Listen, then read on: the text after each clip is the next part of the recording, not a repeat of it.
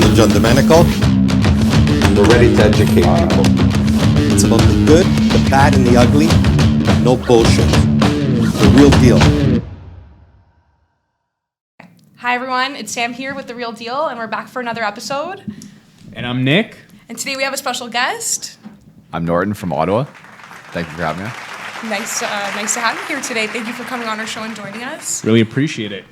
It's a long way, eh? Yeah, I know. A little bit of a distance. Yeah, 100%. No, I'm glad Sam reached out. I was here for Richard Robin, so definitely excited to be on the podcast. You know, I've been watching Sam for a while, so definitely upping her media game, which I love to see. I've been watching you, inspiring my media game, so thank you for that.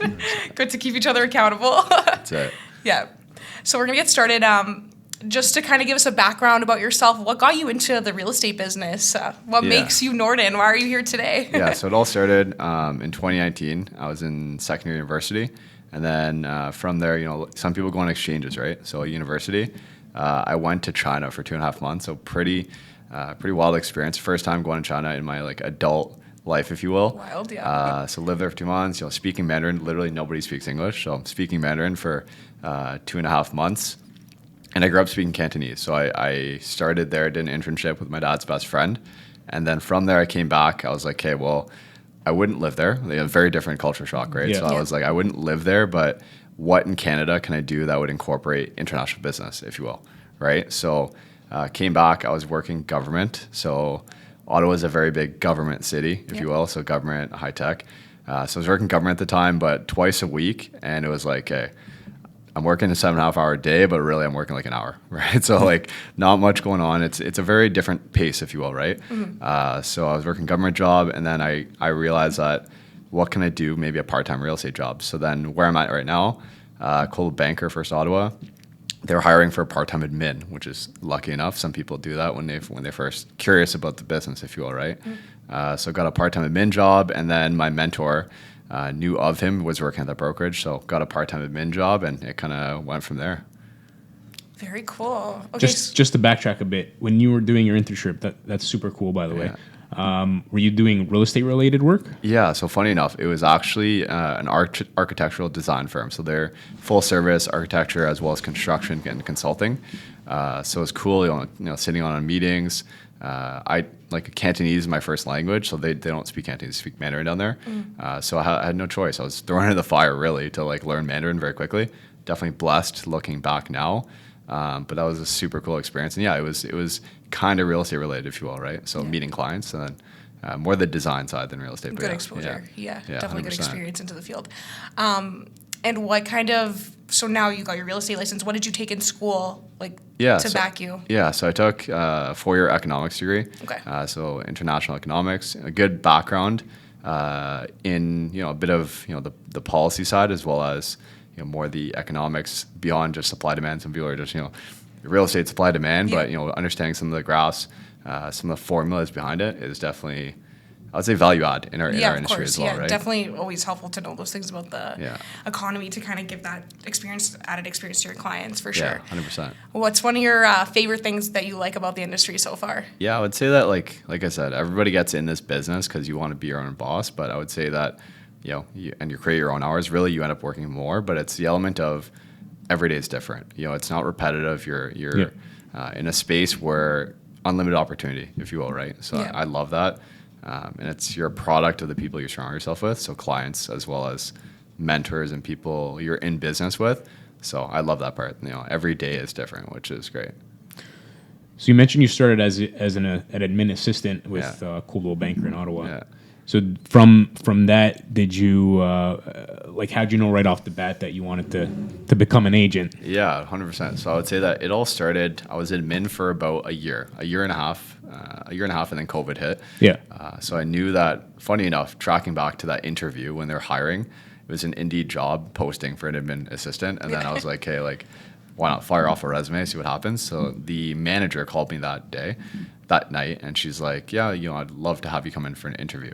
So I don't know. For me, I'm very ADD. I'm very not admin, but it was a step into the business. So like I asked her, I'm like, hey, to name drop, Raymond Chin is my mentor, and I was like, I'll take this admin job if Raymond Chin works here. And then she's like, oh, funny enough, he does work here. So like that was a good step in, and I did that for about a year and a half, and then COVID hit and then sparked me to get my license. Start my license. Did your license during COVID? Start my license. Yeah. Like a lot of Humber students, I think there's like the highest enrollment ever. Yeah, that's right, during COVID. Yeah, so.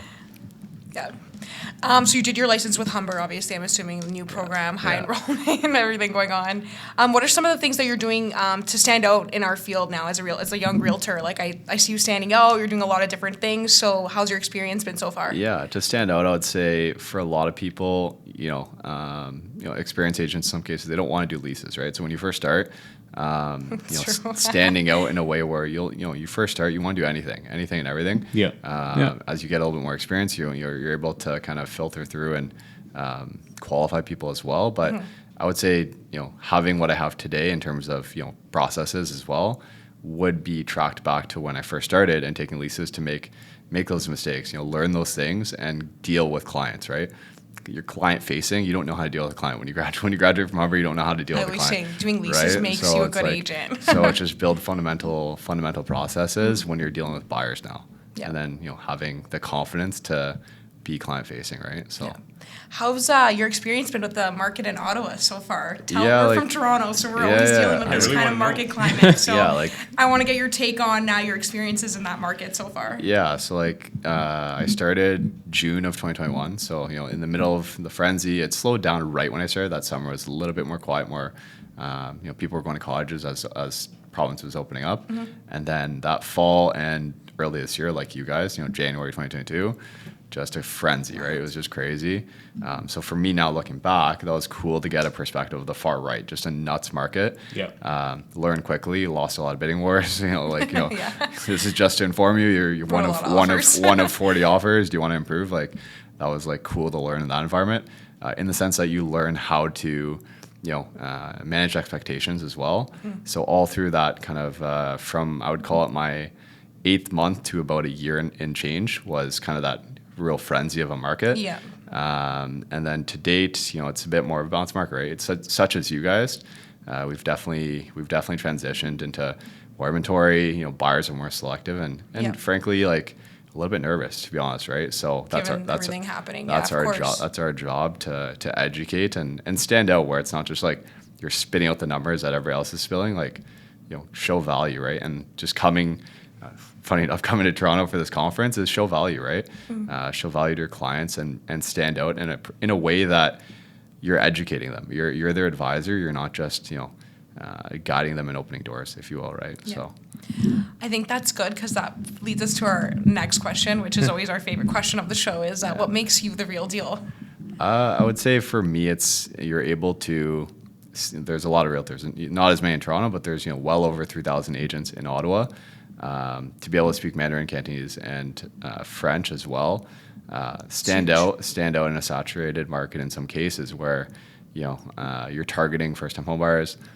That's what I deal with a lot, first-time buyers. But for me, I've been able to target and really carve out a specific niche of dealing with Hong Kong clients. So relocations and doing that has been a pretty real deal for me. If you real deal for me, where I stumbled upon it, but it's created a really cool niche and opportunity and a bit of a referral pipeline that's been super cool. And really want to nurture that going into the future years for sure. Yeah, that's really good. Foreign buyers, it's probably a really good market. Yeah, and just political instability, right? There's political instability abroad. It's the opportunity to be able to show them value where you're their local, you're the local resident and in Ottawa, right? So I'm born in Ottawa. You're able to show them something as small, anything from the real estate side of things, the process of buying, of selling, of renting, but also something as simple as local restaurants, added community feeling. Local community feel. They're new to the country, right? So it's showing. I still have clients that hit me up and they're like, hey, what are the good pizza spots in this area? Well, or I ordered pizza from here. It's not very good. What do you have? Do you have any suggestions? So it's just being their local go-to for everything is I just came from that Richard Robbins conference and we really talk about touches. So touch points in a year. Those are touch points. Every time you're texting with them, that's a touch point, right? Building key relationships and where you're more than just their real estate agent. You're full service and they're one-stop shop for everything. So Like a go-to concierge for that's what, everything. yeah, that's what I would say is real Yeah, deal, I always so. like to say I like to, when I meet a client, I like to make sure that client becomes my family or my friend at the end of that 100%, transaction, and I can 100%. guarantee that they always will. 100%. Yeah, it's part of that added value and service. With being, I guess, such a young agent like all of us here, Yeah. and starting off new in the industry, Yeah. is there any sort of bias or any sort of challenges you face with respect to, you're so young? Yeah. How can we take advice from you, sort of thing? Yeah, 100%. Like, funny enough, I go back to the story all the time. It's like my first day in real estate. I had a couple showings and whatnot. It was a lease, and I started work. She referred me to a buyer, and we're wearing masks at the time for everything still, right? So like we went on a showing, and like I had my mask on and whatnot, and she, working together for about 2 weeks and whatnot, and then she goes, "How old are you?" I took my mask off, and at that time we'd already been working together, so the trust was there, but it just justified to me that having the knowledge and being able to show value to your clients, it doesn't matter how old you are. Really, if you're doubting yourself, Yeah. if you're like shaking in your boots of how I don't know what to do, then of course they're gonna doubt you, right? But I would say as a young realtor, to be able to deliver value and be well versed, your numbers, know them inside out, I would say that there should be no reason why experience comes into play, right? Of course, people will ask, what's your experience like? But if you have that wow factor and that value, I would say that's a differentiator. Yeah, for sure. Definitely, yeah. That's awesome. That leads into my next question. Yeah. So, being a successful young agent in such a short period of time, Yeah. I guess any new agents getting into the field, any sort of advice you could give to them? I would say when you're first starting, everybody does. First question is brokerage, where are you going to go? A lot of people, second question, is usually what's your split? I would say that's, maybe it's a cultural thing for me as well, but it's showing people that you're not counting every dollar, right? I would say that's such a big thing, and it's, we want to be cognizant of our money, 100%. Not saying not make financial decisions, but cultural thing where I was raised in a family where you're not counting every favor or every dollar, right? So aligning yourself with a good mentor, I would say is so key, where you're like, they're showing you what to do and showing you because you don't know what to do. You're not like, oh, can I get like 60% of that or 80% of that?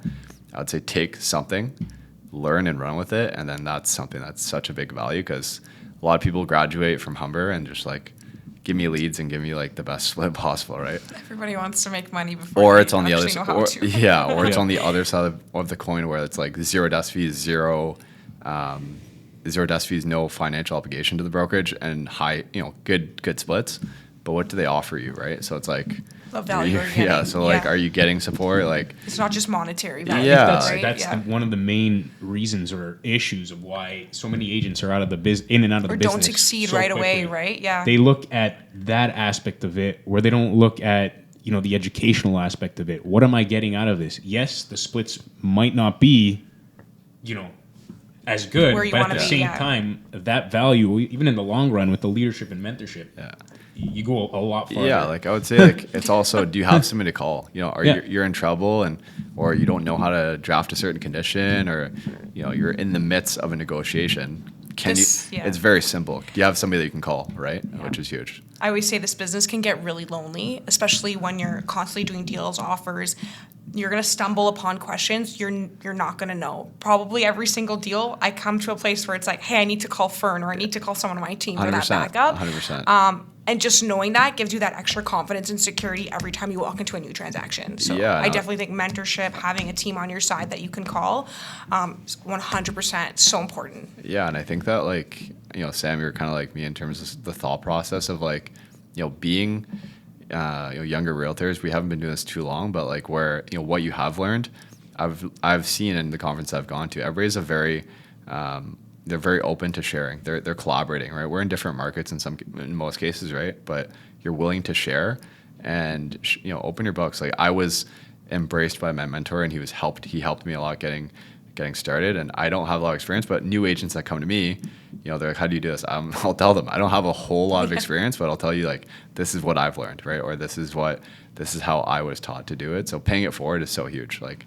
there's so much money to be made in this business for everybody that there's no need to withhold information in terms of helping each other out. I think as realtors, we should all be on one team and all join forces together. Yeah, there's money to be made. 100%. There's opportunity to be had. There's money to be made. Like it's like, I think it's in some cases an older perspective, school thought of it's like, don't look at my stuff. I can't tell you what to do there. It's like that school mentality that we were grown up to have all the time. But what I've seen is that like especially at conferences and from young leaders, if you will, in our industry, like they're willing to share. Like they're an open book in terms of copy what they do. By the time you figure out how to copy it, they've probably already moved on to something else, right? So it's like they're willing to share. Yep. Especially at the conference, I recently joined coaching, so with Richard Robbins, Very and nice. it's like I just came back from it, and they're so willing to share. Like the top producers, they have nothing to hide. Yeah. They have absolutely nothing to hide. And most of them are doing the same things. Yeah, it's if very you listen to all their stories, it's true. very similar steps, right? So if they're taking those same steps and being successful, we can do the same thing. Yeah, it's very simple. yeah. Like I think there's a saying. It's like real estate's not easy. It's simple. It's simple, It's right? true. So it's where it's the things you have to do to succeed are very simple, but it's the element of actually putting in the work. Right? Sometimes you don't have to reinvent the wheel. Yeah, 100%. definitely. That's a great way to to conclude our podcast today. Sometimes you don't have to reinvent the wheel. It's true. Yeah. Norton, any last comments for us today? I think that's all we have for you. Yeah, 100%. No, 100%. I just want to say thank you for you guys to have me on. When Sam reached out, I met her at a conference. I literally met Sam. Yeah, we actually met at a conference. Sam That's how important networking is. I in met this Sam business. literally earlier this year, and it's since that introduction, it's like you're introduced as strangers, but then you're willing. I text her today like she's my best friend. Like I know, Literally, yeah. like I've known her Yeah. forever. Like I've known her forever. I So think it's the fact that we both like to collaborate and bring our minds together, and we know we have that we can benefit each other. So I think, like I said, I'm totally open to help any realtor and collaborate all the time. So And I think with our generation, just being so young in the industry with so much growth ahead of us, like these are just building relationships and just helping each other helping out, each right? other out. Yeah, Like, I it's think that's just key. 100%. for everybody to grow. And it's right? like we're growing together. Like we're in that age bracket where we're going to grow up in this industry together. And it's you're going to grow together. There's business to be Your had. network is your net worth. That's it. That's it. So key. It's a very good way to put it. Yeah. Okay, guys. But Norton, thank you for coming on. Thank you again. We really appreciate you coming, and I know you're in a conference, but still coming from Ottawa. 100%. Hopefully we can join you on one of your podcasts in the future. Absolutely. Yeah. We'll have all of Norton's information. Below if you want to reach out to him. All in the connect with him. description. Anything regarding the Ottawa market. Reach Norton's out to your guy.